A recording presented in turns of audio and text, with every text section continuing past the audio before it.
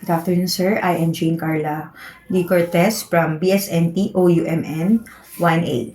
Floods. Global statistics show that floods are most frequently recorded destructive events, accounting for almost 30% of the world's disasters each year. The frequency of floods is 40% increasing faster than any type of disaster. First step to prevent flood is to understand the causes of flooding. Second, inadequate drainage systems should be improved.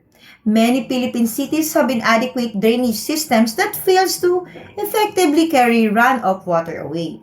Third, building dikes, levees, and dams to prevent flooding in high-risk areas.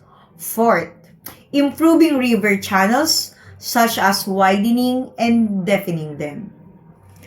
Protecting watersheds through reforestation and afforestation. Also, government should invest in flood control infrastructures such as drainage systems, dams, and floodways. And last, government should lead public awareness campaigns can educate citizens about flood risks, preparedness measure, and the importance of responsible environmental practices.